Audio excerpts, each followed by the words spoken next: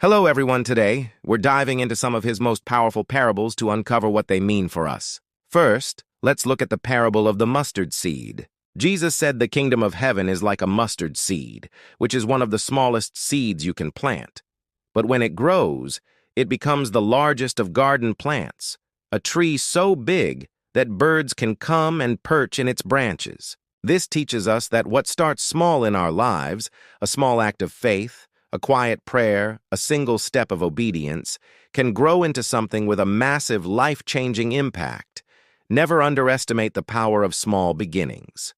Next, Jesus compares the kingdom to yeast that a woman mixed into a large amount of flour until it worked all through the dough. Think about that. You don't see the yeast working, do you? It's hidden, quiet, and works from the inside out. But its effect is undeniable. It transforms the entire batch of dough. In the same way, God's kingdom works quietly and unseen within us and in the world, permeating everything and bringing powerful transformation from the inside out. It's a subtle but unstoppable force. Then Jesus tells two short but profound stories. He says the kingdom is like a treasure hidden in a field. When a man found it, he hid it again. And then, in his joy, he went and sold everything he had to buy that field. It's also like a merchant looking for fine pearls.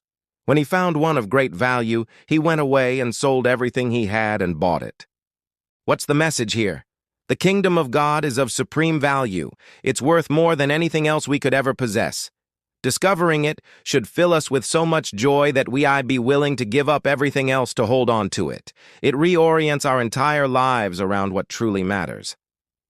Finally, let's consider the story of the Pharisee and the tax collector. Both went to the temple to pray. The Pharisee stood by himself, boasting to God about how righteous he was.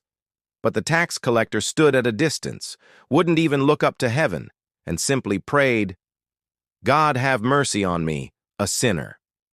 Jesus said it was this humble man who went home justified before God. This powerful parable teaches us that the entrance to God's kingdom isn't through pride or self-righteousness, but through humility and a sincere heart that recognizes its need for grace. God exalts the humble. So, from a tiny seed to a priceless pearl, these stories show us that God's kingdom is a growing, transformative, and invaluable reality that we are invited into through humility.